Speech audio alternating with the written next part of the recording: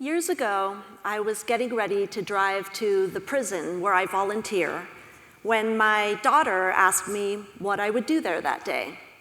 She was about 6 years old at the time, so I wanted to answer her in a way that she could understand. I told her I would be meeting with the members of the prison book club, that we'd start by sharing a rose and a thorn, something going well for us, something not so good, and then we'd talk about the book. With wide eyes and a serious tone, she asked, "Will they be in their cages?" I almost laughed, but then I realized that her question was not only insightful, but it was indicative of the way that people think about incarceration. I needed to answer in a way that she would understand, and that would show her that the people in the book club are just like her, people who want to learn. My daughter's question about cages is really a reflection of how people think about incarceration. It's true that incarcerated people spend a lot of their time in a cell about the size of a walk-in closet. But it's the association of cages with animals that's really problematic. When we think of a cage, we think of its occupant as being dangerous, uncontrollable, inhuman. The association of cages with animals perpetuates the stereotype of the violent, irredeemable criminal who's beyond rehabilitation, who would not and could not engage in learning. What I actually did in answering my daughter's question that day was to paint a picture for her of what it's like when I go inside the prison.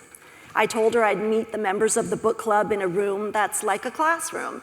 It has tables and chairs and a whiteboard. We'd greet each other with smiles and handshakes, and we'd talk about the book. We were all just going to be there to learn together. Today, when I think about what I do in the prison and why, I know that my own personal background has brought me to where I am today. I'm a nearly 30-year resident of this city of Seattle, but I grew up in Albuquerque, New Mexico, at a time when crime was at its height in this country. I grew up alongside friends and family who were involved in the criminal legal system, many of them being victims of crime, many being the perpetrators of crime, and many being incarcerated from time to time. My background informs everything I do today. Part of my work involves running book clubs in prison for incarcerated people and UW students. Each year, as the students get ready to go inside the prison for the very first time, they're anxious. They're aware that they don't want to intrude on the place where the incarcerated people live. They want to be respectful. My goal in preparing the students to go inside for the first time is to contrast and balance the training that they get from the Department of Corrections. So we talk about the practical aspects of a visit to the prison, the rules for what we can and cannot wear, what we can take inside the prison, which is nothing, the feeling of entering into a space and hearing a heavy metal door clang shut, locking you inside. It is important, I tell them, to let go of any curiosity about why these people are there, locked inside the prison. It is okay and even productive to ask ourselves, why do we have the privilege of walking into the prison for a book club meeting and then walking out free just 2 hours later when our classmates have to stay there, some of them for the rest of our lives? But for now, we're classmates, we're equals, and we're there to have a conversation. We're just there to learn together. Trusting incarcerated people and students to work together means trusting in the value of human interaction, the give and take of true conversation. When I sit around a table with incarcerated people and my students, we could be anywhere: a university classroom, a neighborhood coffee shop, or my backyard. The only reminders of where we really are the artificial differences that are created by the Department of Corrections. Without these, we're just people having a conversation, and the roots of that conversation will grow into something that we'll carry through our lives, into our communities, and across all of our experiences. But it's those artificial differences that we seek to overcome in the classroom. These seemingly small aspects of what the Department of Corrections does in incarcerating people are actually big factors that will have lasting outcomes for the people inside the prison. In the classroom, our goal is simple. We want to share our common humanity. We want to express our individuality. We want to show each other that each of us matters. So those differences, like the uniforms that incarcerated people must wear, the rules that allow for handshakes but not hugs, the loudspeaker announcements that dictate when people can walk around the prison and when they have to stay confined to their cells. At our training, the DOC refers to the members of our book club simply as incarcerated, with no acknowledgement that they're people, no regard for their humanity. We're told repeatedly that we shouldn't share any personal information with our book club members, that they'll try to use it against us, or they'll try to get us to break the rules for them. But these are all just constructs that work to damage the identities of the people inside the prison. And our goal is to overcome that. We're all just people who can learn from each other. Education has value for all people, whether incarcerated or free. Over the last decade or so, changes to Washington state and federal law and policy have led to a contraction of the opportunities for education inside prison. Washington DOC policy restricts access to educational programming to people who have 7 years or less to serve. Federal Pell Grants, which subsidize the cost of college for poor families, were denied to incarcerated people beginning in 1994. They've been restored, but the decades without funding have led to fewer opportunities. The COVID-19 pandemic brought all programming inside prison to a halt, and education has been slow to return to its pre-pandemic levels. But education is crucial, not just for people who are nearing release. In the United States, only about 12% of incarcerated people have access to higher education. For those who do have access to education, recidivism is reduced by about 20%. This is the kind of benefit that would be persuasive in any context. Imagine finding that a new medication would lead to a 20% reduction in heart disease or diabetes. In this context, the reform would be put in place immediately. Why not education in prison? Providing or failing to provide education makes a statement about the value of the people who would benefit from it. When we as a society fail to provide education to people who are incarcerated, we're telling them that they're not worth the effort and the resources to provide it. For people who are serving a life sentence and aren't eligible for educational programming, the message is that they're beyond hope, beyond the promise of human potential that's recognized in education.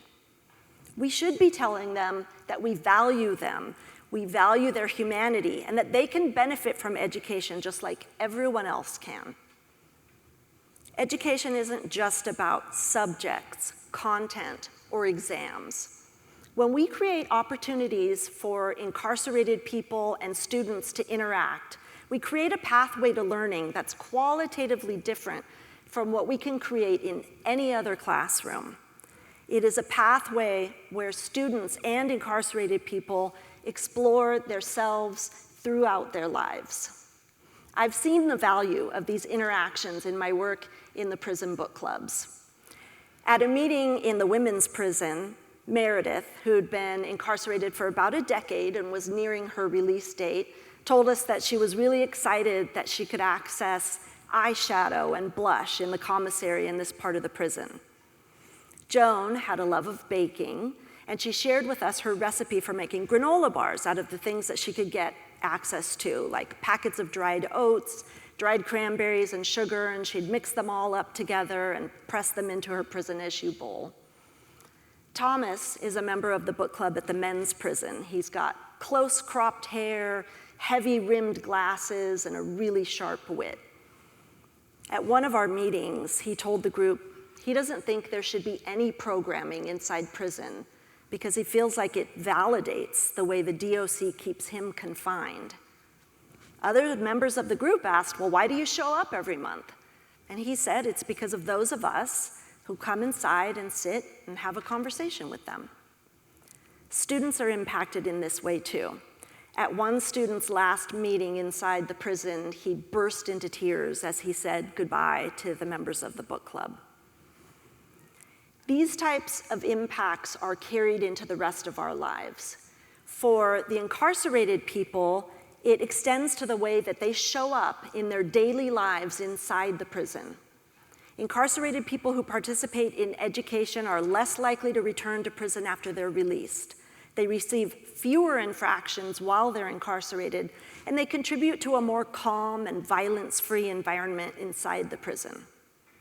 This is the context in which students have to ask themselves some uncomfortable questions. Why do we deserve to be free while our classmates are incarcerated? How can we interact with our classmates with respect and humility? We all have to show up to the classroom ready to participate and contribute to the discussion. But we also have to be aware of and acknowledge who we are in relation to each other. This is the type of work and learning that's truly impactful. Just as we prepare to go inside the prison for our first meeting each year, we debrief after each book club meeting. We talk about what went well, whether or not people liked the book. But the meat of this discussion comes in how we process the shared humanity of every meeting. We talk about things people said. We laugh at the jokes that people made. We appreciate the ways that people laid their vulnerabilities bare in discussion. Recently, we noted that John, a tall member with really long ponytail, manages to utter the phrase, je ne sais quoi, at least twice in every book club meeting. Corey has been incarcerated for several decades, and his shaved head and most of his arms and neck are covered in tattoos. He closes out every meeting by asking us to take a look at the garden that he's been working on as we leave the prison. He always advises me on when I can plant seeds outside in the Pacific Northwest. Now that my daughter's older, she has a deeper understanding of what I do inside the prison and the relationships that I've built there. Being part of the prison book clubs is the most gratifying part of my job. Facilitating education with such an inclusive group of people is like nothing else that I do. I'm humbled each and every time I enter into the prison and sit down to have a conversation with incarcerated people and students. It's not a conversation that I can see anywhere else in my life. Today, I hope that you all can see a little more clearly what it is not to be free to enter into a university classroom. I hope you can appreciate the humanity that we all share. And I urge you to find opportunities to learn alongside people who are different from you. After all, we're all people who can learn from each other. Thank you.